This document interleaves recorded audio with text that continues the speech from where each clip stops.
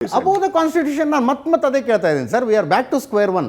Constitution ಯಾವ ವಿಧಿಯನ್ನು compulsory ಮಾಡುತ್ತೆ ಅಂತ ಅದನ್ನಾರು ಹೇಳಿ. I am above the constitution ಅಂತ ಹೇಳಿದ್ರೆ ಅಂಡರ್ ದ ಕಾನ್ಸ್ಟಿಟ್ಯೂಷನ್. ಇವಾಗ ಮೊನ್ನೆ ಸರ್ಸಂಘಚಾಲಕರು ಹೇಳಿದ್ರು, ಅವ್ರೇನು ಹೇಳಿದ್ರು, 100 ವರ್ಷದಿಂದ ನಮ್ದು ನಡೀತಾ ಇದೆ. ನಾವು ಹುಟ್ಟಿರುವಂಥದ್ದು ಬ್ರಿಟಿಷರ್ ಸಾಮ್ರಾಜ್ಯದಲ್ಲಿ. ಹೌದು. ಆ ಟೈಮಲ್ಲಿ ನಮ್ಗೆ ನಾವು ಮಾಡಿರಲಿಲ್ಲ, ಅದಕ್ಕೋಸ್ಕರ ಮಾಡಿಲ್ಲ ಅಂತ ಅದೇ ಅರ್ಥದಲ್ಲಿ ಹೇಳಿದ್ದಾರೆ. ಸೊ ಪ್ರಶ್ನೆ ಇರುವಂಥದ್ದು, ಇವಾಗ ಸಂವಿಧಾನ ಬಂದಿದೆ, 1950ರಲ್ಲಿ ಸಂವಿಧಾನ ಬಂದಿದೆ. ಹೌದು. ನೀವೇನು ಹೇಳ್ತೀರಿ, ಮೊದಲು ಇವರು ವಲ್ಲಭಾಯ್ ಪಟೇಲ್ ಅವರು ಇದನ್ನ ಸರಿಯಾಗಿ ಮಾಡಿಸ್ಬೇಕಾಗಿದ್ದು, ಮಾಡಲಿಲ್ಲ, ಆಗಿದೆ. ಇವಾಗ ಒಂದು ಸಂದರ್ಭ ಬಂದಿದೆಯಲ್ಲ, make use of that opportunity. ಯಾವ ಸಂದರ್ಭ ಬಂದಿರೋದು? ಪ್ರಿಯಾಂಕ್ ಖರ್ಗೆ ಅವರು ಪತ್ರ ಬರೆದಿರುವುದಕ್ಕೆ ಸಂದರ್ಭ ಬಂದಿದೆ. ಜನರ ಮುಂದೆ ಈ ವಿಚಾರ ಬರ್ತಿದೆಯಲ್ಲ, ಯಾವ ಕಾನೂನಿನ ಅಡಿಯಲ್ಲಿ ಬರಬೇಕಾಗಿತ್ತು? ಅಲ್ಲ, 3 ವಿಚಾರ ಹೇಳಿದ್ದೀನಿ. ಇದರ್ ಕಂಪನೀಸ್ ಆಕ್ಟ್, ಅಥವಾ ಸೊಸೈಟಿ ರಿಜಿಸ್ಟ್ರೇಷನ್ ಆಕ್ಟ್, ಅಥವಾ ಟ್ರಸ್ಟ್ ಆಕ್ಟ್. ಇವಾಗ ನಿಮ್ಮ ರಾಮ ಮಂದಿರ ಕಟ್ಸಿದಿರಿ, ಆಯ್ತಾ? ಅದು ದಟ್ ಈಸ್ ಆಲ್ಸೋ ರಿಜಿಸ್ಟರ್ಡ್. ಹೌದು. ಅದು under the trust act register ಆಗಿದೆ. ಹೌದು. ಆಯ್ತಾ? ಇದಕ್ಕೆಲ್ಲ ನಾನು ದೊಡ್ಡವನಿದ್ದೀನಿ, ದೊಡ್ಡಣ್ಣ ಇದ್ದೀನಿ, ನಾನು ಇದನ್ನೆಲ್ಲ ನಾನು ಆಟಾಡ್ತೀನಿ ಅಥವಾ ಆಡಿಸ್ತೀನಿ ಎಲ್ಲವನ್ನು. ಬಟ್ ನಾನು ಇದನ್ನು ರಿಜಿಸ್ಟರ್ ಆಗೋದಿಲ್ಲ ಅಂತ ಹೇಳಿದ್ರೆ ಎಷ್ಟು ಸರಿ ಅದು ಅಜಿತ್? ನಾನು ಇವಾಗ ಪ್ರಶ್ನೆ ಕೇಳ್ತಾ ಇದ್ದೀನಿ, ಅಜಿತ್ ನಿಮ್ಮ ಹತ್ರ ಎಷ್ಟಿದೆ ಆಸ್ತಿ ಅಂತ ಕೇಳ್ತೀನಿ ನಾನು. You don't want to give ಅಂತ ಹೇಳಿದ್ರೆ we make our own conclusions ಅಲ್ವಾ? ಅಲ್ಲ, ನಿಮ್ಮ ಬಗ್ಗೆ ಪರ್ಸನಲಿ ಹೇಳ್ತಾ ಇಲ್ಲ, we make our own conclusions. ಇಲ್ಲ, ತುಂಬಾ ಇರಬೇಕಪ್ಪ ಅಂತ ನಾವು ಅನ್ಕೋತೀವಿ. ಎಸ್. ಆದರೆ ಬ್ರಿಜೇಶ್ ಕಾಳಪ್ಪ ಅವರು ಕೇಳಿದಾಗ ಅಜಿತ್ ಹನುಮಕ್ನವ್ರು ತಮ್ಮ ಆಸ್ತಿ ವಿವರಗಳನ್ನು ಕೊಡಬೇಕು ಅನ್ನೋದಕ್ಕೆ ಯಾವುದೇ ರೂಲ್ಸ್ ಇಲ್ಲ. ಅಲ್ಲ, ಒಂದು ನಿಮಿಷ. ನಾನು ಹೇಳ್ತಾ ಇರೋದು, ಕರ್ನಾಟಕದಲ್ಲಿ ಕಾಂಗ್ರೆಸ್ ಸರ್ಕಾರ ಇದೆ ಸರ್. ಈ ಪತ್ರ ಬರೆಯೋದು, ಉತ್ತರ ಕೇಳೋದನ್ನೆಲ್ಲ ಬಿಟ್ಟುಬಿಡಿ. ಕಂದಾಯ ಇಲಾಖೆ ಅಂತ ಒಂದಿದೆಯಪ್ಪ. ಕಂದಾಯ ಇಲಾಖೆ ಅಡಿಯಲ್ಲಿ ಕರ್ನಾಟಕದ ಎಲ್ಲ ಆಸ್ತಿಗಳು ಬರ್ತವೆ. ಪ್ರತಿಯೊಂದು RSS ಕಚೇರಿಗೂ ಒಂದು ನೋಟಿಸ್ ಕೊಡೋದು, ಈ ಕಚೇರಿ ಯಾರ ಹೆಸರಲ್ಲಿದೆ, ಸೈಟ್ ಎಲ್ಲಿ ತಗೊಂಡ್ರಿ, ಯಾರು ದುಡ್ಡಲ್ಲಿ ತಗೊಂಡ್ರಿ. ನಿಮಗೆ ಗೊತ್ತು ಅದೆಲ್ಲ ಸ್ಟೇ ಆಗುತ್ತೆ ಅಂತ. ನಿಮಗೆ ಚೆನ್ನಾಗಿ ಗೊತ್ತಿದೆ ಯಾಕೆ ಸ್ಟೇ ಆಗುತ್ತೆ ಅಂತ ಚೆನ್ನಾಗಿ ಗೊತ್ತಿದೆ ನಿಮಗೆ. ಏನು ಹೇಳ್ತಿದ್ದೀರಿ ಬ್ರಿಜೇಶ್ ಕಾಳಪ್ಪ? ನಾನೇನು ಹೇಳ್ತಾ ಇಲ್ಲ ಸರ್, ನಾನೇನು ಹೇಳ್ತಾ ಇಲ್ಲ. ನಾನು ಹೇಳಿರೋದನ್ನ ಎಲ್ಲರಿಗೂ ಗೊತ್ತಾಗಿದೆ. ನಾನು ಏನು ಹೇಳ್ತಿದ್ದೀನಿ ಅನ್ನೋದು ಎಲ್ಲರಿಗೂ ಗೊತ್ತಾಗಿದೆ. ನಿಮಗೆ ಗೊತ್ತು, ಅದು ಸ್ಟೇ ಹೋಗಿದ ತಕ್ಷಣ ಸ್ಟೇ ಆಗುತ್ತೆ ಅಂತ ನಿಮಗೆ ಚೆನ್ನಾಗಿ ಗೊತ್ತಿದೆ. ಯಾವ ಕಾರಣಕ್ಕೆ ಸ್ಟೇ ಆಗಬಹುದು ಅದು ಗೊತ್ತಿಲ್ಲ ಸರ್, ನನಗೆ ಗೊತ್ತಿಲ್ಲ, ಇವ್ರಿಗೂ ಗೊತ್ತಿಲ್ಲ, ಇವ್ರಿಗೂ ಗೊತ್ತಿಲ್ಲ, ಯಾರಿಗೂ ಗೊತ್ತಿಲ್ಲ. ರಮೇಶ್ ಪುತ್ತಿಗೆ ಅವರೇ, ನಮ್ದೊಂದು ಮನೆ ಇದೆ. ಆ ಮನೆ ನೀವು 3 ಫೂಟ್ ಏನೋ ಬಿಡಬೇಕು ಅಂತ ಹೇಳ್ತಾರಲ್ಲ, ಸುತ್ತ ಕಡೆ ಏನಂತಾರೆ, ಸೆಟ್ ಬ್ಯಾಕ್ ಬಿಡಬೇಕು. ಅದನ್ನ ನೀವು ಅರ್ಧ ಅಡಿ ಕಡಿಮೆ ಬಿಟ್ಟರು ನೋಟಿಸ್ ಕೊಡ್ಬೋದು. ಕೊಟ್ಟಿದ್ದಾರೆ, ಕೊಡ್ಬೋದಲ್ಲ? ನಾನೇ ಹಾಕಿದ್ದೇನೆ. ಹಂಗಿದ್ದಾಗ ನಿಮ್ಮ ಆಸ್ತಿ ಒತ್ತುವರಿ ಆಗಿದ್ರೆ ನೋಟಿಸ್ ಕೊಡ್ಬೋದು, ಡೌಟ್ ಬಂದ್ರೆ ನೋಟಿಸ್ ಕೊಡ್ಬೋದು. ಒತ್ತುವರಿ ಅಂತ ಡೌಟ್ ಬಂದು ನೀವು ರಾಜಕಾಲುವೆ ಮೇಲೆ ಆಸ್ತಿ ಕಟ್ಟಿದ್ರೆ ನೋಟಿಸ್ ಕೊಡ್ಬೋದು. ಒಂದು ಇಡೀ ಆಸ್ತಿ ಅದು ಯಾರ ಹೆಸರಿಗಿದೆ ಅನ್ನೋದರ ಬಗ್ಗೆ ಸಂಶಯ ಇದ್ದಾಗ ಒಂದು ನೋಟಿಸ್ ಕೊಡೋದಕ್ಕಾಗೋದಿಲ್ವಾ ಸರ್? ಸಿಂಪಲ್. ಇಷ್ಟೆಲ್ಲ ಮಾತಾಡ್ತಾ ಇದ್ದಾರಲ್ಲ, ನಾನು ಹೇಳ್ತೀವಲ್ಲ, ಈ ಒಂದು ಎಕ್ಸಾಮ್ ಅಂದರೆ ಹೋಮ್ವರ್ಕ್ ಮಾಡ್ಕೊಂಡು ರೆಡಿ ಆಗಿರಬೇಕು. ಈ ಸೆಕ್ಷನ್ ಏನು ಹೇಳುತ್ತೆ ಅಂದರೆ, any 7 or more persons above the age of 18 years associated for any purpose specified in section 3 may by subscribing their names so and so ಅಂತಿದೆ. ಆ ಮೇ ತೆಗೆದ್ಬಿಟ್ಟು ಶೆಲ್ ಹಾಕಿ ಸರ್, ಅಷ್ಟೇ ಬದಲಾವಣೆ ಬೇಕಾಗಿರೋದು. ನಿಮ್ಮ ರಾಜ್ಯದಲ್ಲಿ ಇದೆ. ನಂದು ಸೆಂಟ್ರಲ್ ಲೆಜಿಸ್ಲೇಷನ್ ಹೇಳ್ತಾರೆ, ಬೆಟಾಲಿಯನ್ ಆಫ್ ಅಡ್ವೈಸರ್ಸ್ ಇದ್ದಾರೆ ಅವ್ರಿಗೆ, ಲೀಗಲ್ ಅಡ್ವೈಸರ್ಸ್. ಒಂದು ಶಬ್ದ ಚೇಂಜ್ ಮಾಡಿದ್ರೆ RSS ಹೊರಗೆ ತೆಗೆದು ಶೆಲ್ ಅಂತ ಹಾಕಿ. ಯಾಕೆ ಆಗೋದಿಲ್ಲ? ಆವಾಗ ನೋಡೋಣ ಅದನ್ನು. ಯಾಕೆ ಮಾಡ್ತಾ ಇಲ್ಲ ಕಾನೂನು? ಸಿಂಪಲ್. ಒಂದೇ ಒಂದು 3 ಅಕ್ಷರ ತೆಗೆದು 5 ಅಕ್ಷರ ಹಾಕಿ. ಅದು ನಿಲ್ಲತ ಇವ್ರು ಹೇಳಿದಾಗ 2 ನಿಮಿಷದಲ್ಲಿ ಸ್ಟೇ ಆಗ್ಬೋದು, ಅದು ಬೇರೆ ವಿಚಾರ. ಬಟ್ ಆಗುತ್ತೋ ಇಲ್ವೋ ಅಂತ ಅಷ್ಟಾದ್ರೂ ಹೇಳಿ. ಬಟ್ ನಾನು ಹೇಳೋದು, ಆ ಮೇ ಅನ್ನೋ ಆಗುತ್ತೋ ಇಲ್ವೋ ಅಂತ ಅಷ್ಟಾದ್ರೂ ಹೇಳಿ, ತಮ್ಮ ಅನುಭವದಲ್ಲಿ ಅಷ್ಟಾದ್ರೂ ಹೇಳಿ, ಆಗುತ್ತೋ ಇಲ್ವೋ ಸರ್. ಎಷ್ಟೋ ಕೇಸ್ಗಳು ಹೋಗುತ್ತೆ, ಆಗೋದಿಲ್ಲ, ವಿಲ್ ಗೆಟ್ ನೋಟಿಸ್ ಅಂತ ಹೇಳ್ತಾರೆ. ಬಟ್ ನಾನಿವತ್ತು ಹೇಳ್ತಾ ಇದ್ದೀನಿ, ನನಗೆ ಬಹುಶಃ ಇವರಷ್ಟು ನನಗೆ ಅನುಭವ ಇಲ್ಲ, ಬಟ್ ಇವತ್ತು ನಾನು ಹೇಳ್ತಿದ್ದೀನಿ, ನಿಮ್ಮ ವೀಕ್ಷಕರ ಮುಂದೆ ಹೇಳ್ತಾ ಇದ್ದೀನಿ, ಖಂಡಿತವಾಗ್ಲೂ ಅದು ಸ್ಟೇ ಆಗುತ್ತೆ. It takes 2 seconds for it to be stay. Sir, ಅದು ನಾವು ಹೇಳ್ತೇವೆ ಕರೆಕ್ಟು. ದರ್ಶನ್ದು ವಿಚಾರ ಬಂದಾಗ, ದರ್ಶನ್ ಬಿಟ್ಟರೆ ಏನಾಗುತ್ತೆ, ಅವ್ರು ನಾಳೆ ಮನೆಗೆ ಬಂದುಬಿಡ್ತಾರೆ ಅಂತಿದ್ರು. ಬಟ್ 1 ವರ್ಷದಿಂದ ಜೈಲಿನಲ್ಲಿಲ್ವಾ? ಬಿಕಾಸ್ ಆಫ್ ನಮ್ಮ ಜನಗಳಿಗೆ ಇನ್ನೂ ನ್ಯಾಯಾಂಗದ ಮೇಲೆ ನಂಬಿಕೆ ಇದೆ. ನಾವು ಹೇಳ್ಬೋದು, ಆ ಜಡ್ಜು ಈ judge, no please let us not involve judges. ಹಾಗೆ ಹೇಳಿದ್ರೆ ಕಮಿಷನ್ ಆಫ್ ಎಂಕ್ವೈರಿ ಅಂತಿದೆ. ಸಿದ್ದರಾಮಯ್ಯನವ್ರ ಸರ್ಕಾರ ಇದ್ದಾಗ ಒಬ್ಬರು ಪರ್ಟಿಕ್ಯುಲರ್ ನ್ಯಾಯಮೂರ್ತಿ ರಿಟೈರ್ಡ್ ಇವ್ರನ್ನೇ ರೆಗ್ಯುಲರಾಗಿ ಅಪಾಯಿಂಟ್ ಮಾಡಿದ್ರೆ, ಯಾಕೆ ಅವರೇ ಬೇಕಾಗಿತ್ತು ಇವ್ರಿಗೆ? ಬೇರೆ ಎಷ್ಟು ರಿಟೈರ್ಡ್ ಇಲ್ವಾ ಸರ್? ಅದೆಲ್ಲ ಬೇಡ. ಯಾಕಂದ್ರೆ ultimately we have appeared before him. Commission of enquiry ಅಂತ ಮಾಡ್ತಾರೆ, ವಿಲ್ ಅಪಿ. ಯಾಕೆನೋ ನ್ಯಾಯಾಂಗನ ಮೇಲೆ ಇನ್ನೂ ನಂಬಿಕೆ ಇದೆ. Let us keep it. 2 ನಿಮಿಷದಲ್ಲಿ ಸ್ಟೇ ಆಗುತ್ತೆ. Yes, if it's a case for stay, ಆಗ ನೀವು ಯಾಕೆ ಡೆಲ್ಲಿಯಿಂದ ಕರ್ಸ್ಕೊಂಡ್ಬರ್ತೀರಿ ನಿಮ್ಮ ಕೇಸ್ಗಳಿಗೆ? ನ್ಯಾಯಾಂಗದ ಮೇಲೆ ಇಲ್ಲಿ ಅಡ್ಜಸ್ಟ್ ಮಾಡ್ಕೊಂಡು ನಾವು ಬಿಡೋದು, ಅಲ್ಲಿಂದ ಯಾಕೆ ಬರಬೇಕು ಅಂತ ಹೇಳಿ 35 ಲಕ್ಷ ಕೊಟ್ಟು ಒಬ್ಬರನ್ನ ಕರೆಸಿದ್ರಲ್ಲ ಕೇಸ್ಗಳಿಗೆ. ಬೇಡ ಅದು. ಎಷ್ಟು ನಮಗೆ ತುಂಬ ಕಮ್ಮಿಯಲ್ಲಿ ನೋಡೋದು ಬೇಡ ನ್ಯಾಯಾಂಗನ. We have respect for judiciary. Muralidhar ಅಂತ, ನಾನು ಒಬ್ಬ ವಕೀಲನಾಗಿ ಬಂದಿದ್ದೀನಿ. ನಾನು ಇಲ್ಲಿ ಓಕೆ, ರಿಜಿಸ್ಟ್ರೇಷನ್ ಆ್ಯಕ್ಟಲ್ಲಾಗಲಿ ಅಥವಾ ಟ್ರಸ್ಟ್ ಆ್ಯಕ್ಟಲ್ಲಾಗಲಿ ಆ procedure it is only choice, directory, not mandatory. It is shell ಅನ್ನೋ ಪದ ಉಪಯೋಗಿಸಿಲ್ಲ ಅಲ್ಲಿ. ಮೇ ಅಂತ ಇರೋದ್ರಿಂದ ಅದು ನನ್ನ ಚಾಯ್ಸ್. ಅದು ನಾನು ಬೇಕಾದರೆ ಮಾಡ್ಬೋದು, ಇಲ್ಲಾಂದರೆ ಬಿಡ್ಬೋದು. ಅದು ಮೊದಲನೇದು. ಓಕೆ, ಎರಡನೇದು, ಇವತ್ತು ಇಂಡಿ ಅಸೋಸಿಯೇಷನ್ ಅಂತ ಇದೆ, NDA ಅಂತ ಇದೆ. ಅದು ಒಂದು ಅಸೋಸಿಯೇಷನ್. ಅದು ರಿಜಿಸ್ಟರ್ ಆಗಿದೆಯಾ? ಇಲ್ಲ. ಅದಕ್ಕೂ ನಾಯಕರಿದ್ದಾರೆ. ಅದೆಲ್ಲ ಯಾವುದು? ಈ ಕಾಂಗ್ರೆಸ್ ರಿಜಿಸ್ಟರ್ ಆಗಿದೆ, BJP ರಿಜಿಸ್ಟರ್ ಆಗಿದೆ, ಎಷ್ಟೋ ಪಕ್ಷಗಳು ರಿಜಿಸ್ಟರ್ ಆಗಿದೆ. ಅದಕ್ಕೆಲ್ಲ ಒಬ್ಬರು ಹೆಡ್ ಇದ್ದಾರೆ. ಓಕೆ, NDA ರಿಜಿಸ್ಟರ್ ಆಗಿದೆ, INDIA ರಿಜಿಸ್ಟರ್ ಆಗಿಲ್ಲ. ಆದರೆ ಅದಕ್ಕೂ ಒಬ್ಬರು ಮುಖ್ಯಸ್ಥರಿದ್ದಾರೆ. ಹೌದು. ಅವ್ರನ್ನ ಪ್ರಶ್ನೆ ಮಾಡೋಕ್ಕೆ ಸಾಧ್ಯನಾ ನೀವು? ನೀವು ಯಾಕೆ ರಿಜಿಸ್ಟರ್ ಮಾಡ್ಕೊಂಡಿಲ್ಲ? ನೀವೇನು ಅವ್ರನ್ನೆಲ್ಲ ಕಂಟ್ರೋಲಲ್ಲಿ ಇಟ್ಟಿದ್ದೀರಾ ಅಂತ. ಈಗಾಗಲೇ ಅದು ರಿಜಿಸ್ಟ್ರೇಷನ್ ಆಗಬೇಕಾ ಬೇಡ ಅನ್ನೋದು ಸುಪ್ರೀಂ ಕೋರ್ಟ್ ಈಗಾಗಲೇ ನಿರ್ಧಾರ ಮಾಡಿದೆ.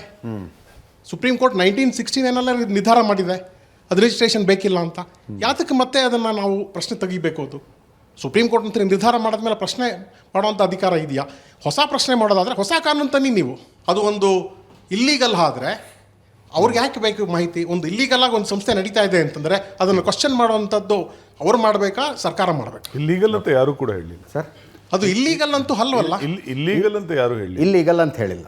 ಯಾರು ಹೇಳಿ? ಇಲ್ಲಿಗಲ್ ಅಂತ ಹೇಳಿಲ್ಲ. ಅದು ಇಲ್ಲೀಗಲ್ ಅಲ್ಲ. ಆಮೇಲೆ ಪ್ರಿಯಾಂಕ್ ಖರ್ಗೆ ಅವರು ಹೇಳಿಲ್ಲ, ಯಾರು ಕೂಡ ಹೇಳಿಲ್ಲ. ಇಲ್ಲೀಗಲ್ ಅಂತ ಮಿಸ್ಯೂಸ್ ಆಗೋದಾ? ಬಟ್ ಪ್ರಿಯಾಂಕ ಖರ್ಗೆ ಅವರು ಮತ್ತೆ ಕಾನೂನು ಸಂವಿಧಾನ ಅಂತಾರೆ. ಯಾವ ಕಾನೂನು ಸಂವಿಧಾನದ ಯಾವ ವಿಧಿ ಅಂತ ಒಂದು ಬರಲಿಲ್ಲ ಅಷ್ಟೇ. ಅಂದರೆ ಒಂದು ಅನ್ರಿಜಿಸ್ಟರ್ಡ್ ಆರ್ಗನೈಸೇಷನ್ನು ಅಲ್ಲಿ ಕ್ರೈಮ್ಗೆ ಸಂಬಂಧಿಸಿದ್ದು ಅಥವಾ ಫಿನಾನ್ಸ್ಗೆ ಸಂಬಂಧಿಸಿದ್ದು ಅಥವಾ ಸಿವಿಲ್ಗೆ ಸಂಬಂಧಿಸಿದ್ದು ಏನೋ ಒಂದು ಇರ್ರೆಗ್ಯುಲಾರಿಟಿ, ಏನೋ ಒಂದು ಸಮಸ್ಯೆ ಆಗ್ತಾ ಇದೆ ಅಂದರೆ ಅದರ ಮೇಲೆ ಆ್ಯಕ್ಷನ್ ತೆಗೆದುಕೊಳ್ಳೋದಕ್ಕೆ ಅವಕಾಶಗಳು ಇದೆಯಾ ಇಲ್ವಾ? ಖಂಡಿತ ಇದೆ. ಈಗ ನಮ್ಮ ಮನೆಯಲ್ಲಿ ಸಿಕ್ಕಾಪಟ್ಟೆ ದುಡ್ಡು ಬರುತ್ತೆ. ಇನ್ಕಮ್ ಟ್ಯಾಕ್ಸ್ ನಾವು ರೈಡ್ ಮಾಡ್ಬೋದು. ನಿಮ್ಮ ಮನೆ ರಿಜಿಸ್ಟರ್ ಆಗಿದೆ ಅಂತ ಕೇಳಕ್ಕೆ ಬರಲ್ಲ. ಇಲ್ಲ, ಬರೋದಿಲ್ಲ ಅದು. Okay okay. ಸೊ ನಮ್ಮ ಮನೆ ರೈಡ್ ಮಾಡ್ಬೋದು. ನಮ್ಮ ಮನೆಯಲ್ಲಿ ಒಂದು ಕೊಲೆ ಮಾಡಿ ನನ್ನ ಬಾಡಿನ ಮನೆ ಒಳಗಡೆನೇ ಹೂತಾಕ್ತೇನೆ, ಬರ್ಬೋದು. ಪೊಲೀಸ್ನವ್ರು ಬರ್ತಾರೆ, ಬರಲೇಬೇಕು. ಎಸ್, ಬರ್ತಾರೆ. ಸೊ ಅದೇ ರೀತಿ ಎಲ್ಲೇ ಒಂದು ಇದಾದ್ರೂ ಆ ಕಾನೂನು ಒಂದಿದೆ, ಆ ಕಾನೂನು ಪ್ರಕಾರ ಬರ್ಬೋದು. ನಾನು ಅದಕ್ಕೆ ಹೇಳಿದ್ದು ಫಸ್ಟು ಹೋಮ್ವರ್ಕ್ ಮಾಡಿ ಬರಬೇಕಾಗಿತ್ತು. ಇವರು ಸುಮ್ಮನೆ ಒಂದು ಲೆಟ್ರ್ ಬರೆಯೋದಲ್ಲ. ಇವ್ರು ಕೇಳಿ ಏನಾಗಿದೆ ಆ್ಯಂಡ್ ಯಾರು ಕೊಡಬೇಕು ಅದನ್ನು. C, even if it is ಇಲ್ಲಿ ವೆರಿ ಪರ್ಫೆಕ್ಟ್ಲಿ ರಿಟರ್ನ್ ಲೆಟರ್ ಅವರು ಕೊಟ್ಟಿದ್ದರಿಂದ ನಾನು ರಿಪ್ಲೈ ಕೊಡಬೇಕಾದ್ದಿಲ್ಲ. ಅದೇ ಹೋಮ್ ಸೆಕ್ರೆಟರಿ ಕೊಟ್ಟಿದ್ದಿದ್ರೆ ಕೊಡಲೇಬೇಕಾಗ್ತಾ ಇತ್ತು. ನೆಕ್ಸ್ಟ್ ಏನಾಗುತ್ತೆ ಅಂತ ಹೆದರಿಕೆ. ಇದೇ ಪತ್ರವನ್ನು ಪ್ರಿಯಾಂಕ್ ಖರ್ಗೆ ಅವರು ಹೋಮ್ ಸೆಕ್ರೆಟರಿಯಿಂದ ಮತ್ತೊಮ್ಮೆ ಕೊಡಿಸ್ಲಿ ಆವಾಗ say, because of course I am not there. ನಾಳೆ ಅವ್ರ ಕೇಸ್ ನನ್ನ ಹತ್ರನೇ ಬರ್ಬೋದು. ಅದರಿಂದ I don't want to say it. So but ಇದೇ ಅದಕ್ಕೆ ಲೀಗಲಿ ವ್ಯಾಲ್ಯೂ ಇದೆ. ಇನ್ಫ್ಯಾಕ್ಟ್ ಮೊನ್ನೆ ಅದೊಂದು ಪೇಪರ್ನಲ್ಲಿ ನೋಡಿದೆ, ನಮ್ಮ ಮಾಜಿ ಅಡ್ವೊಕೇಟ್ ಜನರಲ್ ಹೇಳಿದ್ರು ಇದನ್ನು ಕಸದ ಬುಟ್ಟಿಗೆ ಹಾಕಂತ ಲೆಟ್ರನ್ರು. ಯಾಕೆ ಅಂದರೆ ಅವ್ರಿಗೆ ಪವರ್ಸ್ ಇಲ್ಲ ಅಂತ. ಲೆಟರ್ ಕಂಟೆಂಟ್ಸ್ ಮೇಲೆ ಅಧಿಕಾರ ಇಲ್ಲ. ಅವ್ರಿಗೆ ಕಂಟೆಂಟ್ಸ್ ಮೇಲಲ್ಲ. Contents very good, but source is not proper. Yes. So Brijesh Kalappa ಅವರೇ, ಯಾವುದೇ ರಿಜಿಸ್ಟರ್ಡು ಅನ್ರಿಜಿಸ್ಟರ್ಡು ಯಾವುದೇ ಒಂದು ಸಂಸ್ಥೆಯಲ್ಲಿ ಏನೋ ಇಲ್ಲಿಗಲ್ ಆ್ಯಕ್ಟಿವಿಟಿ ನಡೀತಾ ಇದೆ ಅಂತ ಕ್ರಮ ಕೈಗೊಳ್ಳೋದಕ್ಕೆ ನೂರಾರು ಅವಕಾಶಗಳಿದ್ದಾವೆ ಸರ್. ನೂರಾರು ಅವಕಾಶಗಳನ್ನು ಬಳಸ್ಕೊಳ್ಳಲಿ ಸರ್ಕಾರ. ಅಲ್ಲೇನೋ ಫೈನಾನ್ಷಿಯಲ್ ಮಿಸ್ಅಪ್ರಾಪ್ರಿಯೇಷನ್ ಆಗ್ತಿದೆಯೋ, ಇನ್ನೊಂದು ಆಗ್ತಿದೆಯೋ, ಮತ್ತೊಂದು ಆಗ್ತಿದೆಯೋ, ಅವಕಾಶಗಳನ್ನು ಬಳಸ್ಕೊಳ್ಳಿ. ಅದು ಎರಡನೇ ಹೆಜ್ಜೆ ಆಗುತ್ತೆ. ಮೊದಲನೇ ಹೆಜ್ಜೆ ಏನು? ಇವಾಗ ಒಬ್ಬ ಮಂತ್ರಿ RSS ಒಂದು ಕಾಗದ ಬರೆದಿದ್ದಾರೆ ಸರ್ಸಂಘಚಾಲಕರಿಗೆ. ಓಕೆ, ಅವರಿಂದ ಜವಾಬ್ ಬರಲಿ. ಗೊತ್ತಿಲ್ಲ ಏನು ಬರೀತಾರೋ ಇಲ್ವೋ ಗೊತ್ತಿಲ್ಲ ನಮಗೆ. ಇವಾಗ ಬರೆದಿದ್ದಾರೆ, ಒಂದು ಸ್ಟೆಪ್ ತೊಗೊಂಡಿದ್ದಾರೆ. ಅಲ್ಲ, ಉತ್ತರ ಕೊಡೋದು ಕಂಪಲ್ಸನ್ ಅಲ್ಲ ಅಂತ ಹೇಳಿದ್ರು. ಕಂಪಲ್ಸರಿ ಕೊಡಲೇಬೇಕು ಅಂತ ಹೇಳ್ತಾರೆ ಅಥವಾ ನೈತಿಕ ಜವಾಬ್ದಾರಿ ಅಂತ? ಅಲ್ಲಲ್ಲ, ಅದು ಸೌಜನ್ಯತೆಗೆ the head of the government of the department institution has written. ಅವ್ರಿಗೆ ಸೌಜನ್ಯತೆಗೆ ಇವ್ರು ರೆಸ್ಪಾಂಡ್ ಮಾಡಲೂಬಹುದು. ನಾನು ಇವ್ರು ಹೇಳಿದಾಗ ಐ ಅಗ್ರಿ. ಪ್ರಿಯಾಂಕ್ ಅವ್ರಿಗೆ ಅವರು ಇದನ್ನ ಸೌಜನ್ಯತೆ ಅಂತ ಹೇಳಿದಾಗ ಅಫಿಡವಿಟ್ ಅಲ್ಲಿ ಹಾಕಿ ನಾವು ಬರಲ್ಲ ಅಂತ ಹೇಳಿ ಹೋಗೋರು ಇದ್ದಾರೆ. ಅಂದರೆ ಇಲ್ಲಿ ನಮ್ಮ ರಾಜ್ಯದಲ್ಲಿ ಅಂದ್ರೆ ಒಂದು ಅಫಿಡವಿಟ್ ಯಾವುದಕ್ಕೂ ಹಾಕಿದ್ರು ಒಬ್ರು. ಓಕೆ, ರಾಹುಲ್ ಗಾಂಧಿ ಅವರು ಇಲ್ಲಿ ಬಂದಾಗ ಅದಕ್ಕೊಂದು ಅಫಿಡವಿಟ್ ಹಾಕಬೇಕಾಗಿತ್ತು, ನಾನು ಹಾಕೋದಿಲ್ಲ ಅಂತ ಹೇಳಿ ಹೋದರು. ಈ ಒಂದೇ but 1 year back DK Shivakumar ಅವರು ತೊಗೊಂಡೋಗಿ ಕೊಟ್ಟರು ಆ ಲೆಟ್ರ್. ನಮ್ಮ ಮೇಲೆ ಇದ್ರದ್ದು ನಮ್ಮ ಎಲೆಕ್ಷನ್ ಕಮಿಷನ್ ಕಮಿಷನ್ ಎಸ್ ಸೌಜನ್ಯತೆ ಅಂತ ಹೇಳಿ ಕಾನೂನು ರೀತಿಯ ಕೊಡಬೇಕಾಗಿತ್ತು, ಆದರೂ ನಾನು ಕೊಡಲ್ಲ ಅಂತ ಹೇಳಿ ಹೋದರು ಅವರು. ಎಸ್, ಮಹದೇವಪುರದಲ್ಲಿ ಎಲೆಕ್ಷನ್ ಗೋಲ್ಮಾಲ್ ಆಗಿದೆ ಅಂತ ರಾಹುಲ್ ಗಾಂಧಿ ಅವರು ಕಂಪ್ಲೇಂಟ್ ಪ್ರೆಸ್ ಮೀಟಲ್ಲಿ ಹೇಳಿದ್ರು ಅವರು. ಬಟ್ ಎಲೆಕ್ಷನ್ ಕಮಿಷನ್ಗೆ ಕಂಪ್ಲೇಂಟ್ ಕೊಟ್ಟಾಗ ಅಫಿಡವಿಟ್ ಕೊಡಬೇಕು, ನಾ ಅಫಿಡವಿಟ್ ಕೊಡಲ್ಲ ಅಂತ ರಾಹುಲ್ ಗಾಂಧಿ ಅವರು ಹೋಗ್ಬಿಟ್ರು. Election commission to ask for an affidavit. ಹೇಗಿದ್ರು ಕೂಡ this is what you have spoken is in the public sphere. ಮುಚ್ಚುಮರೆ ನಾನೆಲ್ಲೋ ಕದ್ದು ಮುಚ್ಚಿ ನಾನು ಮಾಡ್ತಾ ಇಲ್ಲಲ್ಲ, ಪಬ್ಲಿಕ್ ಅಲ್ಲಿ ಒಳ್ಳೆ ಪ್ರೆಸ್ ಕಾನ್ಫರೆನ್ಸ್ ಪ್ರೆಸ್ ಮುಂದೆ ಹೇಳಿದಾರೆ ಅವರು. ಪ್ರಧಾನಮಂತ್ರಿಗಳು ಇದುವರೆಗೂ ಒಂದೇ ಒಂದು ಪ್ರೆಸ್ ಕಾನ್ಫರೆನ್ಸ್ ಹಿಡಿದಿಲ್ಲ, ಬಟ್ ರಾಹುಲ್ ಗಾಂಧಿ ಅವರು ಬಂದಿದ್ದಾರೆ, ಒಂದು ಪ್ರೆಸ್ ಕಾನ್ಫರೆನ್ಸ್ ಕೊಟ್ಟಿದ್ದಾರೆ. ಅದರಲ್ಲಿ ಬಂದು ಕೇಳಿದಾರಂಥ ಪ್ರಶ್ನೆಗೆ ಈಗ ಎಲೆಕ್ಷನ್ ಕಮಿಷನ್ ಬಂದು ನೀವು ಅದಕ್ಕೆ ಅಫಿಡವಿಟ್ ಕೊಡಿ ಅಂತ ಹೇಳಿದ್ರೆ ದೇ ಆರ್ ಫೂಲ್ಸ್.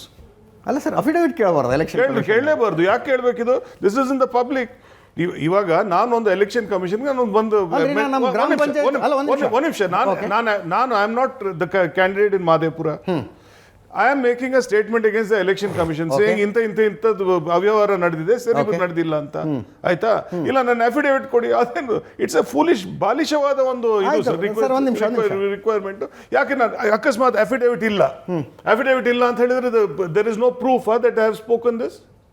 ಏನ್ ಮಾತಾಡ್ತಿದ್ದಾರೆ ಅವ್ರು ಎಲೆಕ್ಷನ್ ಕಮಿಷನ್? ತಾವು ವಕೀಲರು 30 ವರ್ಷ ಅನುಭವ ಇರುವಂತ ವಕೀಲರು, ಈ ಅಫಿಡವಿಟ್ ಇದು ನೇರವಾಗಿ ವಿಷಯಕ್ಕೆ ಸಂಬಂಧಿಸಿದಲ್ಲ. ಆಕ್ಷನ್ಗೂ ನೀವು ಅಫಿಡವಿಟ್ ಕೊಡಬೇಕು ಅಂತ. ಒಂದೇ ನಿಮಿಷ ರೀ, ನಾನು ಹೋಗಿ ಪ್ರೆಸ್ ಕ್ಲಬ್ಬಲ್ಲಿ 1,500,000 ಕೊಟ್ಟು ಪ್ರೆಸ್ ಕ್ಲಬ್ನ ರೂಮನ್ನು ಬುಕ್ ಮಾಡಿ ನನಗೆ ಪ್ರಾಣ ಬೆದರಿಕೆ ಇದೆ, ಗನ್ ಲೈಸೆನ್ಸ್ ಕೊಡಬೇಕು ಅಂತ ಪ್ರೆಸ್ ಮೀಟ್ ಮಾಡ್ತೀನಪ್ಪ, ಪಬ್ಲಿಕ್ ಡೊಮೇನಲ್ಲಿ ಮಾತಾಡ್ತೀನಿ. ಪೊಲೀಸ್ ಕಮಿಷನರ್ ಗನ್ ಲೈಸೆನ್ಸ್ ಕೊಟ್ಬಿಡ್ಬೇಕಾ ನನಗೆ, ಅಥವಾ ಅಪ್ಲಿಕೇಶನ್ ಹಾಕ್ರಿ ಫಸ್ಟ್ ಅಂತ ಕೇಳ್ಬೇಕಾ? That is under the arms act sir. ಇದರಲ್ಲಿ ಯಾವ ಆರ್ಮ್ಸ್ ಆಕ್ಟ್ ಇದೆ, ಯಾವುದಿದೆ? Under the arms act you to make ಇದು. ಸಿ, ಪಬ್ಲಿಕ್ ಅಲ್ಲಿ ಬಂದು ರಾಹುಲ್ ಗಾಂಧಿ ಅವರು ಒಂದು he has made a statement, ಇಲ್ಲ ಅದಕ್ಕೆ ಅಫಿಡೇವಿಟ್ ಕೇಳಿ ನಾನು ನಮ್ಮೂರಿನ ಗ್ರಾಮ ಪಂಚಾಯತಿ ಮುಂದೆ ನಿಂತ್ಕೊಂಡು ನಂಗೆ ಪಾಣಿ ಕೊಡಿ ಅಂತ ಕೇಳ್ತೀನಿ. ಇದೇನು PDO ಬಂದು ನೀವು ಅಪ್ಲಿಕೇಶನ್ ಹಾಕಿ ಅಂತಾರ, ಅಥವಾ ಪಬ್ಲಿಕ್ ನಲ್ಲಿ ನಿಂತ್ಕೊಂಡು ಹೇಳಿದ್ದಾರೆ ಪಾಣಿ ಕೊಡಬೇಕು ಅಂತ? ಅಲ್ಲ, ದೇರ್ ಇಸ್ ಅ ಕೋರ್ಟ್ ಅಲ್ಲಿ ಅಫಿಡೇವಿಟ್ ಕೊಡುವಂಥದ್ದು ಸತ್ಯ. ಎಲೆಕ್ಷನ್ ಕಮಿಷನ್ ಹೇಳಿ ಕೇಳಿ ಅದು ಕೋರ್ಟ್ ಅಲ್ಲ. ಅವ್ರು ಅಫಿಡೇವಿಟ್ ಕೊಡಿ ಅಂತ ಹೇಳುವಂಥದ್ದು ಇಟ್ಸ್ ಅ ಫೂಲಿಶ್ನೆಸ್. ಅಂದ್ರೆ ಆ ಕಾನೂನಲ್ಲಿ ಇಲ್ವೇ ಇಲ್ಲ ಅಫಿಡೇವಿಟ್ ಇಲ್ವೇ ಇಲ್ಲ. Unless you are the candidate. Rahul Gandhi ಅವರು ಅಲ್ಲಿ ಬಂದು ಕ್ಯಾಂಡಿಡೇಟ್ ಆಗಿದ್ರೆ ಅವರು ಒಂದು if he has filed an election petition it has to be accompanied by affidavit. ಯಾರೋ ಬೇರೆ ಯಾವುದೋ ವಿಚಾರದಲ್ಲಿ ಬಂದು ನಾನು ಇನ್ನೇನು ಅಫಿಡೇವಿಟ್ ಕೊಡು, ಕೂತವರೆಲ್ಲ ಇವಾಗ ಮಾತಾಡಿದವರಲ್ಲ ಒಂದೊಂದು ಅಫಿಡೇವಿಟ್ ಕೊಡ್ರಿ ಅಂತ ಕೇಳಿದ್ರೆ I am a fool. Election petition ಹಾಕೋದಾದರೆ 45 ದಿವಸದಲ್ಲಿ ಸೆಕ್ಷನ್ 100 ಆಫ್ ದ RP ಆ್ಯಕ್ಟ್ನಲ್ಲಿ ಹಾಕಬೇಕು. ಆವಾಗ ಅಫಿಡವಿಟ್ ಅದು ಯಾರ್ಯಾರು ಹಾಕಬೇಕು ಎಲ್ಲ ಇದೆ. ಅದು ಹಾಕಿದ ಅವಾಗ ನಿದ್ದೆ ಮಾಡಿಬಿಟ್ಟು ಆಮೇಲೆ ಹಾಕಿದ್ರೆ ಒನ್ ಡೇ ಡಿಲೇ ಮಾತಾಡಿದ್ದಾರೆ ಅವರು. ಒನ್ ಡೇ ಡಿಲೇ ಆದರೂ ಇಲ್ಲ. ಅದೇ ರೀತಿ ಆಮೇಲೆ ಬಂದು ಹೇಳಿದ್ರು. ಸೊ ನೀವೇನು ಹೇಳಿದರೆ ಅವರು ಒಂದು ವಿಚಾರಣೆ ಯಾಕೆ ಅಂದರೆ ದಿನ ಬೆಳಗಾದರೆ ನಾವು ಪೇಪರ್ನಲ್ಲಿ ನೋಡ್ತೇವೆ, ನಾನು ಆ ರೀತಿ ಹೇಳಿ. ಯಾಕೆ ಈಗ ಕಾಕ್ರೋಚ್ ವಿಚಾರದಲ್ಲಿ ಮಾನ್ಯ ಮುಖ್ಯ ನ್ಯಾಯಮೂರ್ತಿಗಳೇ ಹೇಳಿದ್ರು ನಾನು ಆ ರೀತಿ ಹೇಳಿಲ್ಲ, ತಿರುಚಲಾಗಿದೆ ಅಂತ ಅಂದರು. ಎಲ್ಲ ಬರೋದು ಮಾಧ್ಯಮದವ್ರ ಮೇಲೆ ಬರುತ್ತೆ. ಸೊ ನಾ ಹೇಳ್ತೇನೆ ಅದು ಏನಾಗುತ್ತೆ ಅಂದರೆ ಅಫಿಡವಿಟ್ ಇದ್ದರೆ ಅವಾಗ ಕರೆಕ್ಟ್ ಅಂತ ಲೆಕ್ಕ. ಎಸ್ ಸರ್, RSS ಅಂದರೆ ಶಿಸ್ತು, ದೇಶಭಕ್ತಿ ಅಂತ. ಇವತ್ತು ನಾವೇನಾದ್ರು ಒಂದು ಗಣೇಶ ಕೂಡಿಸ್ಬೇಕಂದ್ರೆ ಒಂದು ಪೊಲೀಸ್ ಪರ್ಮಿಷನ್ನು, AWE ಹತ್ರ ಒಂದು ಲೆಟ್ರು, ಬೆಸ್ಕಾಮ್ ಹತ್ರ ಒಂದು ಲೆಟ್ರು ತೊಗೊಳ್ಬೇಕು. ಸೊ RSSು ಯಾಕೆ ಒಂದು ಅಕೌಂಟಬಿಲಿಟಿ ಮತ್ತು ಟ್ರಾನ್ಸ್ಪರೆನ್ಸಿ ಇಲ್ಲ? What is the rule of law? ನಾವು ಅಕೌಂಟಬಿಲಿಟಿ ಟ್ರಾನ್ಸ್ಪರೆನ್ಸಿ ಕೇಳೋದೇ ತಪ್ಪ? ಬ್ರಿಜೇಶ್ ಕಳಪ ಸರ್ ದಯವಿಟ್ಟು ಉತ್ತರ ಕೊಡಬೇಕು. ಸರ್, ನಾನು ಅದನ್ನೇ ಒತ್ತಾಯ ಮಾಡ್ತಿರೋದು. ನಾನು ಟ್ರಾನ್ಸ್ಪರೆನ್ಸಿ ಅಕೌಂಟಬಿಲಿಟಿ ಬೇಕು. ಏನಕ್ಕಂದ್ರೆ 21ನೇ ಶತಮಾನದಲ್ಲಿ ನೀವು ಇದ್ದಾಗ ನೀವು ಮಾಡಲೇಬೇಕಾಗುತ್ತೆ. ಯಾಕೆಂತ ಹೇಳಿದ್ರೆ ಪ್ರತಿಯೊಬ್ರು ನೀವು ಇವಾಗ ನೀವು ಹೇಳಿರೋ ಹಾಗೆ ಇದು ಶಿಸ್ತಿನ ಒಂದು ಸಂಸ್ಥೆ ಎಲ್ಲ ಇದ್ದಾಗ ನೀವು ಹೊಸ ಪೀಳಿಗೆಗೆ ನೀವೇನು ಮೆಸೇಜ್ ಕೊಡ್ತಾ ಇದ್ದೀರಿ? ಇವ್ರ ಕ್ವಶನ್ ಕೇಳಿದ್ರು, ಕ್ಯಾನ್ ಐ ಆನ್ಸರ್ ದಟ್? ಯಾಕಂದ್ರೆ ಅದನ್ನ by mistake probably he directed ಅವ್ರಿಗೆ ಕೇಳಿದ್ರು. ಖಂಡಿತ ಕಾನೂನು ವ್ಯವಹಾರ ಎಲ್ಲರೂ ಮಾಡಲೇಬೇಕು. ಯಾಕೆ ಅಂದರೆ ಲಾಸ್ಟ್ ಇಯರ್ ತಾವು ನೋಡಿರ್ಬೋದು, ಪ್ರೊಸೆಷನ್ನು 100 ಇಯರ್ಸ್ ನಾವು ಪ್ರೊಸೆಷನ್ ಇನ್ನೇನೂ ಮಾಡಲ್ಲ, ಬರೀ ಒಂದು ಪ್ರೊಸೆಷನ್ ಮಾಡ್ತೇನೆ ಅಂದಾಗ ಕಾನೂನು ರೀತಿಯ ನೀವು ಪರ್ಮಿಷನ್ ತೊಗೊಳ್ಬೇಕು ಅಂತ ಹೇಳಿದ್ರು. RSSನವ್ರು ಪರ್ಮಿಷನ್ ಕೇಳಿದ್ರು, ಪರ್ಮಿಷನ್ ಕೊಡಲಿಲ್ಲ. ಆಮೇಲೆ ಕೋರ್ಟ್ಗೆ ಹೋದರು, ಕೋರ್ಟ್ನಲ್ಲಿ ಈ ಥರದ್ದೆಲ್ಲ ಕಂಡೀಷನ್ಸ್ ಎಲ್ಲ ಹಾಕಿ ಕೊಡ್ಬೋದು ಅಂತ ಹಾಕಿದ್ರು. ಅದನ್ನ ಫಾಲೋ ಮಾಡಬೇಕು ಅಂತಾಯಿತು. ಇಷ್ಟು ಜನದ್ಗಿಂತ ಜಾಸ್ತಿ ಒಳಗೆ ಬರಬಾರ್ದು ಅಂತ ಕಂಡೀಷನ್ ಹಾಕಿದ್ರು. ಆ ಊರಿನವ್ರು ಬಿಟ್ಟು ಬೇರೆ ಯಾರೂ ಬರಬಾರ್ದು ಅಂತ ಹೇಳಿದ್ರು. ಕಂಪ್ಲೀಟ್ ಏನೇನೋ ರಿಸ್ಟ್ರಿಕ್ಷನ್ಸ್ ಹಾಕಿದ್ರು. ಅದು ಎಲ್ಲನೂ ಫಾಲೋ ಮಾಡಿ ನಡೆದಿದೆ ಪ್ರೊಸೆಷನ್ಗಳು. ಸೊ ಅಲ್ಟಿಮೇಟ್ಲಿ ಏನು ಅಂದರೆ ಎಲ್ಲಿ ನಿಮಗೆ ಕಾನೂನು ಹಾಕೋ ಅಧಿಕಾರ ಇದೆಯೋ ನೀವಲ್ಲಿ ಹಾಕಿದ್ರೆ RSS ಎಲ್ಲ ಯಾರೇ ಆಗಲಿ ಫಾಲೋ ಮಾಡಲೇಬೇಕು. ಯಾವ್ದು ಸರ್ ಬೇರೆ ವಿಚಾರದ್ದು ಕೇಳೋದು ಬೇಡ, ಈಗ ನಾನು ಮಾತಾಡ್ತಾ PM ಇರೋದು ಕೇರ್ಸ್ ಫಂಡ್ ಸರ್. ಈಗ ಒಂದು ನಿಮಿಷ, ಈ ಪರ್ಮಿಷನ್ ಲೆಕ್ಕಾಚಾರ ಅನ್ರಿಜಿಸ್ಟರ್ಡ್ ಆರ್ಗನೈಸೇಷನ್ ಪರ್ಮಿಷನ್ಗೆ ಹೆಂಗೆ ಅಪ್ಲೈ ಮಾಡೋಕ್ಕಾಗುತ್ತೆ? ಯಾರು ಲೀಡ್ ತೊಗೊತಾರೆ ಅವ್ರ ಮುಖಾಂತರ ಹಾಕೊತಾರೆ. ಓ, ಇಂಡಿವಿಜುವಲ್ಸ್ ಕ್ಯಾನ್ ಇಂಡಿವಿಜುವಲ್ಸ್, ಎಸ್. ನಾನು ಬೈ ನೇಮ್ ದೇ ಕ್ಯಾನ್. ಈಗ ನಾನು ಒಂದು 50 ಜನ ಇವತ್ತು ಪ್ರೊಸೆಷನ್ ಕರ್ಕೊಂಡು ಹೋಗ್ತಾ ಇದ್ದೀನಿ, ಓಕೆ, ನಂಗೆ ಕೊಡಿ ಪರ್ಮಿಷನ್ ಕೊಡಿ. ಓಕೆ. ಬ್ರಿಜೇಶ್ ಕಾಳಪುರ, ಒಂದು ರಾಜಕೀಯ ಪ್ರಶ್ನೆ. BJPಯ ನಿಜವಾದ ಶಕ್ತಿ ಇರೋದು RSSನಲ್ಲಿ. ಎಲ್ಲಿ ತನಕ RSSನ ಮಣಿಸೋದಕ್ಕಾಗೋದಿಲ್ವೋ ಅಲ್ಲಿ ತನಕ BJPನ ಮಣಿಸೋದಕ್ಕಾಗೋದಿಲ್ಲ. ಅದು ಖಚಿತವಾದ ಕಾರಣಕ್ಕಾಗಿ ಇಂಥ ಪತ್ರಗಳು, ಇಂಥ ಚರ್ಚೆಗಳನ್ನು ಹುಟ್ಟು ಹಾಕಲಾಗ್ತಾ ಇದೆ ಅಂತೀನಿ ನಾನು.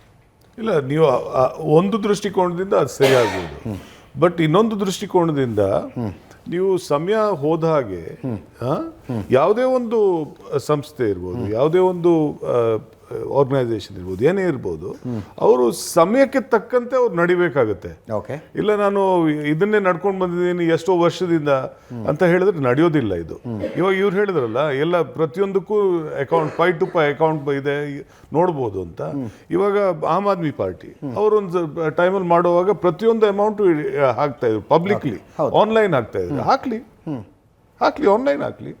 ಯಾಕೆಂತ ಹೇಳಿದ್ರೆ ತುಂಬಾ ಜನ ದೇಣಿಗೆ ಕೊಡೋರು ಇದ್ದಾರೆ, ಆಯ್ತಾ. ಆಮೇಲೆ ಅದನ್ನ ಯಾವಾಗಲೂ ಕೂಡ ಈ ಹಿಂದೂ ಸೋಗಲ್ಲಿ ಮಾಡುವಂಥದ್ದು ತಪ್ಪಾಗುತ್ತೆ. ಯಾಕೆಂತ ಹೇಳಿದ್ರೆ ಸರ್ಸಂಗ್ ಚಾಲಕ್ ಹೇಳಿದ್ರು, ಇಲ್ಲ ಹಿಂದೂ ಧರ್ಮವನ್ನು ನೀವೇನಾದರೂ ರಿಜಿಸ್ಟರ್ ಮಾಡಿದ್ದೀರಾ, ಅದು ತಪ್ಪಾಗುತ್ತದು. ಬಿಕಾಸ್ ನಾವು ಹಿಂದೂ ಧರ್ಮವನ್ನು ನಾವು ಪಾಲನೆ ಮಾಡ್ತೀವಿ, ನಾವು ನಂಬ್ತೀವಿ ಹಿಂದೂ ಧರ್ಮವನ್ನು, ನಾವು ವಿ ಫುಲ್ಲಿ ಬಿಲೀವ್, ಬಟ್ ಹಿಂದುತ್ವವನ್ನು ನಂಬೋದಿಲ್ಲ, ಆಯ್ತಾ. ಸೊ ಅದೇ ರೀತಿಯಲ್ಲಿ ಇವತ್ತು ಇವ್ರು ಏನು ಮಾಡ್ತಿದ್ದಾರೆ, ಮಾಡಲಿ, ಪಬ್ಲಿಕಲಿ ಮಾಡಲಿ, ಏನು ಮಾಡ್ತಿದ್ದಾರೆ ಮಾಡಲಿ. ನನ್ನ ಹೆಸರು ಗಿರಿಧರ್ ಅಂತ. Last question please. ನಾನು ಏನು ಪ್ರಶ್ನೆ ಎತ್ತಿದ್ದೀನಿ ಅಂದರೆ, ಇವಾಗ ಸರ್ ಹೇಳಿದ್ರು, ನಾನು ನಿಮಗೆ ಕೇಳ್ತಾ ಇದ್ದೀನಿ ಸರ್, ನೀವು ರಿಜಿಸ್ಟರ್ ಮಾಡಲೇಬೇಡಿ ಅಂತ ಹೇಳಿದ್ರಿ ಅವ್ರಿಗೆ. ಓಕೆ, ನಿಮ್ದೊಂದು ಒಬ್ಬ ವಕೀಲರಾಗಿ ಅವರ ಅವ್ರು ಹೇಳಿದ್ದಾರೆ, ಲೀಗಲ್ ಅಡ್ವೈಸ್ ಹೇಳಿದ್ದಾರೆ. ಸೊ ಇದು ಏನು ನಾಂದಿ ಆಡುತ್ತೆ ಅಂದರೆ, ಹೊಸದಾಗಿ ಏನು ನಾಂದಿ ಆಡುತ್ತೆ ಅಂದರೆ, ಅನ್ರಿಜಿಸ್ಟರ್ಡ್ ಆಗಿ ನಾವು 4-5 ಜನ ನಿಂತ್ಕೊಂಡು ನಾವು ಸಾವಿರಾರು ಕೋಟಿ ವ್ಯವಹಾರ ಮಾಡಿದ್ರು ನಾವೇನು ಮಾತಾಡಬಾರ್ದು. ಯಾರು ಅಂದ್ರೆ ಅಲ್ಲಿ ವೈಟ್ ಮನಿನ ಬ್ಲ್ಯಾಕ್ ಆಗಿ ಕನ್ವರ್ಟ್ ಆಗ್ತದೆ. ಸೊ ಆ ಬ್ಲ್ಯಾಕ್ ಮನಿ ಕನ್ವರ್ಟ್ ಆಗಿ ಇದು ಒಂದು ನಾಂದಿ ಆಗುತ್ತೆ ಅಲ್ವಾ. ಈ ರೀತಿಯಾಗಿ ಸಂಘ ಸಂಸ್ಥೆಗಳು ಉಟ್ಕೊಂಡು ಅದು ಬ್ಲ್ಯಾಕ್ ಮನಿಗೆ ಕನ್ವರ್ಷನ್ ಆಗೋಕೆ ಒಂದು ನಾಂದಿ ಆಗುತ್ತೆ ಅಲ್ವಾ. ಹಣಕಾಸಿನ ವ್ಯವಹಾರದ. ಸರ್ ವೆರಿ ಗುಡ್ ಕ್ವಶನ್ ತಮ್ಮದು. ಒಂದು ನಿಮಿಷ ಪ್ಲೀಸ್. ತಮ್ಮದು ಕ್ವಶನ್ ವೆರಿ ಗುಡ್. ಇದು ಸೆಕ್ಷನ್ 80G ಅನ್ನೋದು ಗೊತ್ತಲ್ಲ ತಮಗೆ? ಒಂದು ನಿಮಿಷ. 80Gನಲ್ಲಿ ತಾವು ಕೊಡಬೇಕು. ಯಾಕೆ ಕೊಡ್ತೀರಾ ತಾವು 80Gನಲ್ಲಿ? ಯಾಕೆ ಕೊಡ್ತೀರಾ? ಈಗ ನಿಮ್ಮ ಹತ್ರ 1 ಕೋಟಿ ದುಡ್ಡಿದೆ. 80Gನಲ್ಲಿ ನೀವು ಕೊಟ್ಟು ಇದು ಸಮ್ ಪೊಲಿಟಿಕಲ್ ಪಾರ್ಟಿ ಕೊಡ್ತೀರಾ, ಅಥವಾ ನಮ್ಮ ರಾಷ್ಟ್ರೀಯ ಭದ್ರತೆಗೆ ಅಂತ ಕೊಡ್ತೀರಾ. ನೀವು 90 ಲಕ್ಷ ಕೊಟ್ಟರು, that is 1 crore of your income ನಿಮ್ಮದು 10 ಲಕ್ಷಕ್ಕೆ ಇಳಿಯತ್ತೆ. 1 ಕೋಟಿ ಇದ್ದಿದ್ರೆ 90 ಲಕ್ಷ ಕೊಡ್ತೀರಾ, 10 ಲಕ್ಷ ಆಗುತ್ತೆ. ಅದೇ RSSಗೆ ನೀವು 90 ಲಕ್ಷ ಕೊಟ್ಟರು 1 ಕೋಟಿ 1 ಪೈಸನೂ ಕಮ್ಮಿ ಆಗಲ್ಲ, ಅದು 1 ಕೋಟಿಯಾಗಿ ನಿಮ್ಮ ಅಕೌಂಟ್ನಲ್ಲಿ ಉಳ್ಕೊಳ್ಳುತ್ತೆ. So that means you are chargeable for 1 crore, not for 10 lakhs. So ಅದರಿಂದ ಯಾರೂ ನಿಮಗೆ RSSನವ್ರಿಗೆ ದುಡ್ಡು ಉಳಿಸೋರು ಕೊಡೋದಿಲ್ಲ. ವೆಂಕಟೇಶ್ ಮೂರ್ತಿ ಅಂದ್ಬಿಟ್ಟು ಕಾಳಪ್ಪನವ್ರಿಗೆ RSS ಮೇಲೆ ಸುಮ್ಮನೆ ಗಾಳಿಯಲ್ಲಿ ಗುಂಡ ಹಾರಿಸ್ಬಿಟ್ಟು ಸುಮ್ಮನೆ ಪಬ್ಲಿಕ್ ಡೊಮೈನ್ನಲ್ಲಿ ಡೌಟ್ಸ್ ಬರೆಸಿ ಒಬ್ರಿಗೊಬ್ರು ಎತ್ಕಟ್ಟೋದು ನೋಡಿ. ಜಾತಿ ವಿಚಾರ ಬಂತು, ವರ್ಣದ ವಿಚಾರ ಬಂತು, ಹಿಂದೂ ಮುಸ್ಲಿಂ ಎಲ್ಲ ಬಂತು. ಇದೆಲ್ಲ ಬಂದು ಅನಾವಶ್ಯಕವಾಗಿ ಚರ್ಚೆ ಆಗೋ ಬದಲು ಇದಕ್ಕೊಂದು ಕಾನೂನು ತಂದುಬಿಟ್ಟು, ಯಾಕೆ ಕರ್ನಾಟಕ ರಾಜ್ಯ ಒಂದು ಮೇಲ್ಪಂಕ್ತಿ ಆಗಬಾರ್ದು ಇಡೀ ರಾಷ್ಟ್ರಕ್ಕೆ ಅಂತ ಅಂದ್ಬಿಟ್ಟು ನಾನು ನನ್ನ ಪರವಾಗಿ ಹೇಳ್ತಾ ಇದ್ದೀನಿ. ಇಲ್ಲ, ನಾನು ಒಪ್ತೀನಿ ಅದನ್ನ. ಕಾನೂನು ಮುಂದೆ ಬರ್ಬೋದು, ಬಟ್ ಇದನ್ನೆಲ್ಲ ಅವಾಯ್ಡ್ ಮಾಡೋದಕ್ಕೆ ನೀವು ಏನು ಹೇಳಿದ್ರಲ್ಲ, ಈ ಜಾತಿ ವಿಚಾರ ಬರಬಾರ್ದು, ಆಮೇಲೆ RSS ವಿಚಾರ ಬರಬಾರ್ದು ಅಂತ ಹೇಳಿದ್ರೆ ಬೆಟರ್ RSS ಬಂದು ಯಾವುದೋ ಒಂದು ಸಂಸ್ಥೆಯಾಗಿ ಅದು ನೋಂದಣಿ ಆದರೆ ಮತ್ತೆ ಎಲ್ಲ ಈ ವಿಚಾರನೇ ನಿಂತೋಗ್ಬಿಡುತ್ತೆ. ಯಾರು ಅದ್ರ ಬಗ್ಗೆ ಮಾತಾಡೋದೇ ಇಲ್ಲ. ಒಂದು ಎರಡನೇ ವಿಚಾರ ಅಂತ ಹೇಳಿದ್ರೆ ಅದರಲ್ಲಿ ಪಾರದರ್ಶಕತೆ ಬರುತ್ತೆ. ಪಬ್ಲಿಕ್ಗೂ ಗೊತ್ತಾಗುತ್ತೆ ಎಷ್ಟು ಬರ್ತಾ ಇದೆ, ಇವ್ರಿಗೆ ಎಷ್ಟು ಹೋಗ್ತಾ ಇದೆ, ಇವ್ರ ಮೆಂಬರ್ಸ್ ಯಾರಿದ್ದಾರೆ, ಯಾರು ಹುದ್ದೆಯಲ್ಲಿ ಯಾರ್ಯಾರಿದ್ದಾರೆ ಅನ್ನೋಂಥದ್ದು ಗೊತ್ತಾಗ್ಬಿಡುತ್ತೆ. ಅದನ್ನು ಯಾಕೆ ಮುಚ್ಚುಮರೆಯಲ್ಲಿ ಮಾಡ್ತಿದ್ದಾರೆ ಅಂತ ನಮ್ಮ ಪ್ರಶ್ನೆ ಇರುವಂಥದ್ದು ಒಂದು. ಆಮೇಲೆ ಎರಡನೇದು, ಕಾನೂನಲ್ಲಿ ಇವಾಗ ಕಾನೂನು ಇದ್ದರೆ ಪ್ರತಿಯೊಂದು ಪಾಲನೆ ಆಗುತ್ತೆ ಅಂತ ಏನಿಲ್ಲ. ಇವಾಗ ಇವ್ರು ಹೇಳಿದ್ರಲ್ಲ, ಅಜಿತ್ ಅವ್ರು ಹೇಳಿದ್ರಲ್ಲ, ನೀವು ನಿಮ್ಮ ಹತ್ರ ಆಸ್ತಿ ಎಷ್ಟಿದೆ ವಿವರಗಳು ನೀವು ಕೊಡಿ ಅಂತ ಅಫಿಡೇವಿಟ್ ಮೂಲಕ ಕೊಡಬೇಕಾಗುತ್ತೆ. ಹೌದು, ಅಫಿಡೇವಿಟ್ ಮೂಲಕ ನೀವು ಚುನಾವಣೆ ನಿಂತರೆ ಅಫಿಡೇವಿಟ್ ಮೂಲಕ ಕೊಡಬೇಕಾಗುತ್ತೆ. ಇವಾಗ ಒಂದು ದೊಡ್ಡ ಉನ್ನತ ಸ್ಥಾನದಲ್ಲಿ ಸಾಂವಿಧಾನಿಕ ಹುದ್ದೆಯನ್ನು ಹೊಂದಿದವರು ಅವ್ರು ಹೇಳಿದ್ದಾರೆ ನನ್ನ ಹತ್ರ ಇಂಥ ಒಂದು ಡಿಗ್ರಿ ಇದೆ ಅಂತ. ಆ ಡಿಗ್ರಿ ಕೂಡ ನೀವು ಕೊಡಬೇಕಾಗತ್ತೆ. ಆ ಡಿಗ್ರಿ ಸುಳ್ಳು ಡಿಗ್ರಿ. ಇದುವರೆಗೂ ಕೂಡ ಅದ್ರ ಡಿಗ್ರಿ ಕೊಡಿ ಅಂತ ಹೇಳಿದ್ರೆ ಆ ಡಿಗ್ರಿ ಕೊಡ್ತಾ ಇಲ್ಲ ಅವರು. ಯಾರು ಆ ವ್ಯಕ್ತಿ ನಮ್ಮ ಪ್ರಧಾನಮಂತ್ರಿಗಳು. ಸೊ ಅದಕ್ಕೋಸ್ಕರ ಇದರಲ್ಲಿ ಯಾವತ್ತೂ ಕೂಡ ಕಾನೂನು ಪಾಲನೆ ಆಗಲೇಬೇಕು ಅಂತ ಇಲ್ಲ, ಕಾನೂನು ಇದೆ. ಥ್ಯಾಂಕ್ ಯು ಸೋ ಮಚ್ ಇಬ್ಬರಿಗೂ ಈ ಚರ್ಚೆಯಲ್ಲಿ ಇಷ್ಟೊತ್ತು ಭಾಗಿಯಾಗಿದ್ದಕ್ಕೆ. ತಮಗೂ ಕೂಡ ಧನ್ಯವಾದ.